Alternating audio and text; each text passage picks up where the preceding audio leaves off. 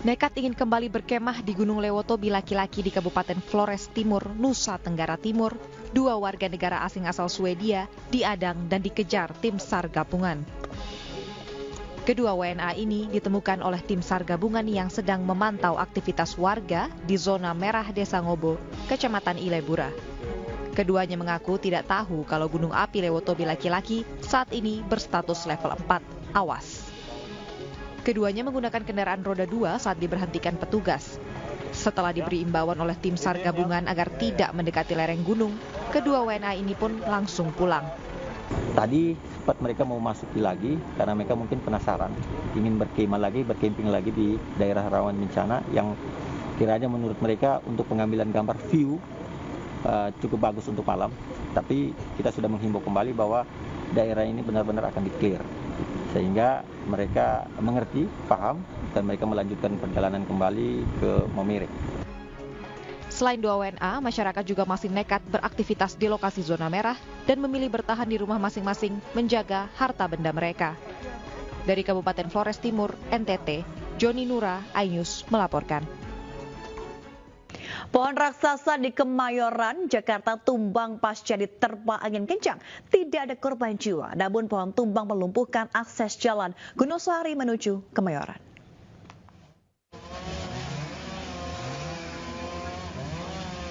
Diterpa angin kencang, pohon raksasa setinggi lebih dari 10 meter tumbang hingga menutup ruas jalan Gunung Sahari 2 Kemayoran, Jakarta Pusat Sabtu siang. Bahkan batang pohon ini juga menimpa rangkaian kabel udara serta pagar beton sebuah gedung hingga roboh. Diduga usia pohon yang sudah tua membuat akar tak mampu lagi menopang batang dan daun. Petugas Dinas Pertamanan dan Hutan Kota yang tiba di lokasi langsung mengevakuasi dengan memotong batang pohon menggunakan gergaji mesin. Langsung Pak, sigap itu PPSU segala langsung pada dalam semua RT RW gitu ya. PLN. Nimpa apa Pak? Enggak rumah pohon sini coba pohon.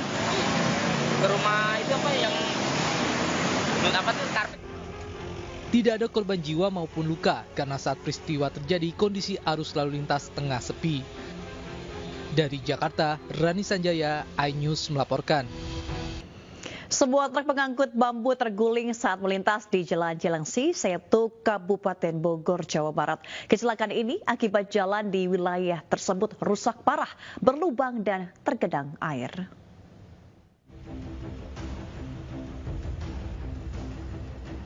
Sebuah truk pengangkut bambu terguling saat melintas di Jalan Raya Cilengsi Setu, Desa Pasir Angin, Kecamatan Cilengsi, Kabupaten Bogor, Jawa Barat. Jalan yang rusak parah, berlubang dan digenangi air ini menjadi penyebab tergulingnya truk tersebut. Banyak pengendara yang melintasi jalur ini mengalami kecelakaan, sementara jalan rusak ini sudah terjadi sejak lama. Akibat kejadian ini, arus lalu lintas mengalami kemacetan panjang. Jalan udah lewat, legok deh. Mati mobilnya, mundur lagi mobil ke belakang. Ada logak, ada jomplang. Langsung mobil yang mengangkat ajunya pantatnya. Ini jalannya dalam banget terus dalam banget, kelihatan jalannya gitu. Warga berharap pemerintah setempat segera memperbaiki Jalan Cilengsi Setu agar tidak ada lagi korban kecelakaan akibat jalan berlubang di wilayah ini. Dari Kabupaten Bogor, Jawa Barat, Cahyat Supriyatna, iNews melaporkan. Pemirsa, tim SAR gabungan di Kabupaten Pindrang, Sulawesi Selatan berhasil evakuasi kapal nelayan yang terombang-ambing di laut lepas selama 8 jam. Kapal mati mesin usai dihantam gelombang tinggi saat berlayar.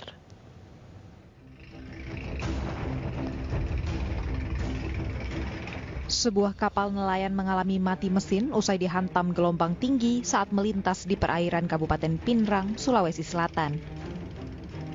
Tim SAR gabungan yang menerima informasi langsung menuju lokasi kapal yang terombang-ambing setelah mati mesin. Evakuasi dilakukan dengan cara menarik badan kapal menuju pesisir pantai Amani, Kabupaten Pindrang, serta ke-8 jumlah awaknya. Tim SAR gabungan yang melakukan evakuasi kapal sempat kesulitan akibat cuaca buruk dan gelombang tinggi. Butuh waktu 2 jam hingga akhirnya badan kapal berhasil ditarik ke pesisir pantai dibantu oleh warga setempat. Kapten kapal bahwa dia trouble mati mesin di perairan Amani, sehingga semalam pukul 20.00 kami menuju ke lokasi untuk melaksanakan evakuasi. Dan pada pukul 10.05 tim SAR gabungan berhasil mengevakuasi kapal tersebut menuju ke bibir pantai.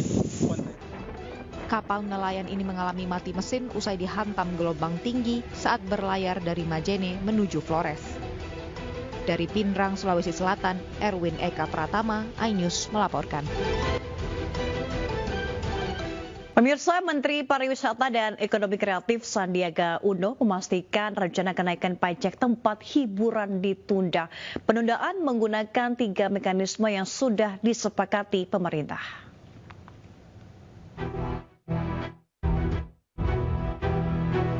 Menteri Pariwisata dan Ekonomi Kreatif Sandiaga Uno merespon dengan cepat protes dan juga saran masyarakat, terutama pelaku usaha hiburan, terkait kenaikan pajak hiburan. Saat menghadiri kampanye pasangan Capres-Cawapres Ganjar Mahfud di Desa Mertajesah, Kabupaten Bangkalan, Sandi mengatakan penundaan kenaikan pajak hiburan 40% hingga 75% dengan beberapa mekanisme. Untuk menunda kenaikan pajak dengan beberapa mekanisme. Pertama adalah kita menunggu hasil judicial review dari MK. Yang kedua, Pemda memberikan insentif pajak kepada para pengusaha sehingga tidak ada kenaikan dibandingkan tahun sebelumnya. Dan ketiga, kita buka forum diskusi untuk mencari solusi. Sandi juga mengatakan keputusan penundaan diambil karena pihaknya menyadari sektor pariwisata, ekonomi kreatif, dan juga jasa hiburan menciptakan lebih dari 40 juta lapangan kerja, sehingga harus dilindungi dan juga mendapat perhatian serius dari pemerintah. Dari Bangkalan, Jawa Timur, Taufik Syahrawi, iNews melaporkan. Pimpinan Pusat Muhammadiyah resmi menetapkan 1 Ramadan 1445 Hijriah jatuh pada 11 Maret 2024. Hal itu disampaikan Ketua Umum PP Muhammadiyah Haidar Nasyir di Jakarta, Sabtu. Memutuskan berdasarkan hisab hakiki wujudul hilal yang diperdomani dari Majelis Tarjih dan Tajdid PP Muhammadiyah bahwa awal puasa Ramadan tahun ini jatuh pada hari Senin tanggal 11 Maret 2024. Idul Fitri jatuh pada hari Rabu tanggal 10 April 2024 dan Idul Adha jatuh pada hari Senin tanggal 17 Juni 2024. Presiden Jokowi mengingatkan masyarakat agar tidak terpecah belah akibat beda pilihan di tahun politik 2024. Sementara Dewan Penasihat TPN Ganjar Mahfud Yeni Wahid menyatakan sudah membantu mempersiapkan Mahfud MD menghadapi debat Cawapres besok.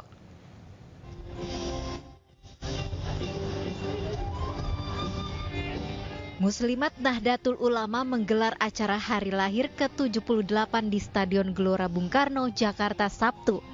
Presiden Joko Widodo yang hadir memberikan sambutan, mengajak kepada para peserta agar mempererat tali silaturahmi, saling menjaga dan mengingatkan agar situasi tetap sejuk, rukun dan riang gembira. Karena di tahun politik 2024, perbedaan pendapat dan pilihan politik masyarakat rawan untuk diadu domba. Proses pemilu itu sangat penting dan sangat menentukan. Tetapi kita tidak ingin gara-gara pemilu, gara-gara beda pendapat, gara-gara beda pilihan, justru kita saling menghujat. Tidak boleh, benar. Sementara itu, Dewan Penasihat TPN Ganjar Mahfud Yeni Wahid yang juga hadir dalam acara Harlah Muslimat NU menyebutkan dirinya sudah mendampingi Mahfud MD mempersiapkan diri jelang debat Cawapres Minggu malam. Kemarin saya seharian menemani Pak Mahfud untuk berlatih bagi kepentingan debat dan saya senang sekali ya karena Pak Mahfud memang punya pengertian sangat kuat mengenai bangun tata negara Indonesia. Debat Capres dan Cawapres akan kembali digelar di Jakarta Minggu malam.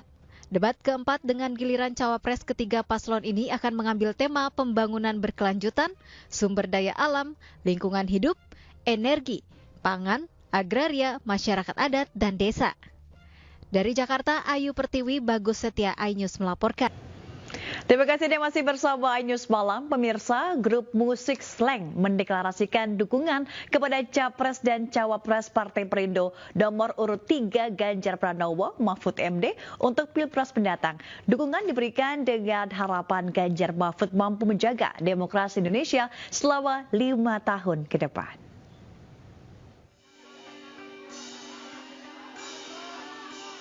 Grup band Slank resmi mendeklarasikan dukungannya untuk Capres-Cawapres Partai Perindo nomor urut 3 Ganjar Pranowo dan Mahfud MD. Deklarasi dukungan tersebut dilakukan di markas Slank Studio Potlot, Kalibata, Jakarta. Deklarasi dukungan ini dihadiri langsung oleh pasangan Ganjar Pranowo dan Mahfud MD. Ini satu energi yang buat Ganjar Mahfud dan seluruh pendukungnya makin tambah semangat, dan saya selalu mengikuti konsernya, mengikuti album-albumnya, mengikuti syairnya yang biasanya ada kritik sosial, pemerintahan bersih, anti korupsi yang selalu didengungkan, dan hari ini kita bertemu dengan para tokohnya, seniman yang keren lah menurut kita. Terima kasih. Pentolan sekaligus drummer Slank mengatakan bahwa keputusan dukungan terhadap Ganjar Mahfud sudah dipertimbangkan dengan matang. Bim Bim juga mengatakan telah memberikan ide revolusi cinta dari Slank dan para penggemar ke Ganjar Mahfud yang diharapkan bisa berjalan jika Ganjar Mahfud menjadi pemenang di pemilu 2024. Kita menerima, welcome banget Slank dan Slanker semua, bahwa dengan syarat kita ngasih ada satu ide yang kita kasih nama revolusi cinta. Itu ya, ada beberapa poin yang kita Slank dan Slankers minta, niscaya nanti menang sebagai presiden bisa dijalanin. Untuk menunjukkan keseriusan dukungan, Slank juga sudah menciptakan lagu khusus bagi Ganjar Mahfud dengan judul Salam Metal. Dari Jakarta, Amrina Rida, Guntur Zulkarnadi, Sadu Santo, iNews melaporkan. Alam Ganjar, anak dari calon presiden Ganjar Pranowo, berdialog dengan ribuan anak muda di Manado, Sulawesi Utara. Alam mengajak generasi muda aktif dalam memajukan industri kreatif di Indonesia.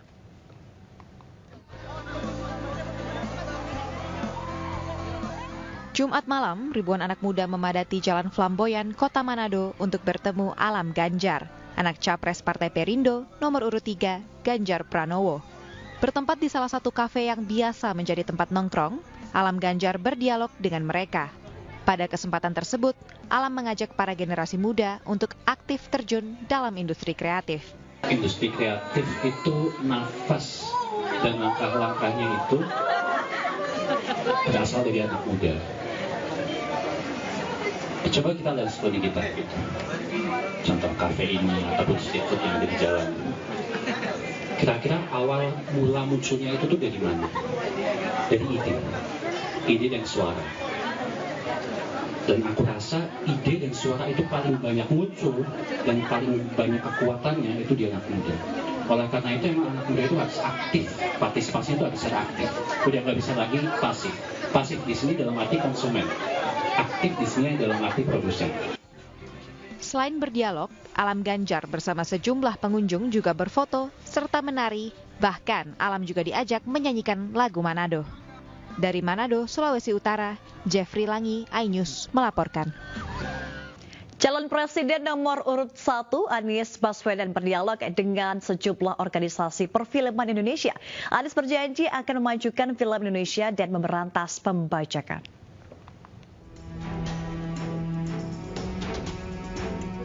Calon Presiden nomor urut 1, Anies Baswedan menjadi narasumber dalam acara dialog perfilman dan industri kreatif Indonesia di Gedung Pusat Perfilman Usmar Ismail, Jakarta, Minggu siang. Anies menyimak pemaparan yang disampaikan para pelaku industri perfilman terkait masalah yang dihadapi, serta saran dan kritik untuk memajukan industri kreatif di tanah air. Anies berjanji akan membuat perfilman Indonesia menjadi tuan rumah di negeri sendiri dan menegakkan hukum bagi para pelaku pembajakan. Karena itu komitmen kami adalah membangun ekosistem tadi. Tujuannya membuat agar film Indonesia menjadi tuan rumah di negeri sendiri dan tamu mempesona di negeri orang. Kesempatan itu ada.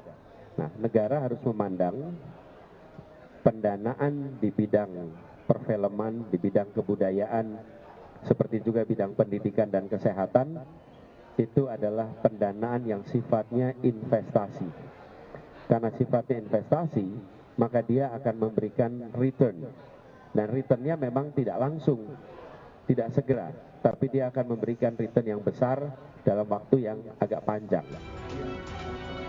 Anies juga menekankan negara harus berperan penting untuk memfasilitasi para pelaku kesenian dan budaya. Dari Jakarta, Muharlin Muhammad Zulkarnain, iNews melaporkan.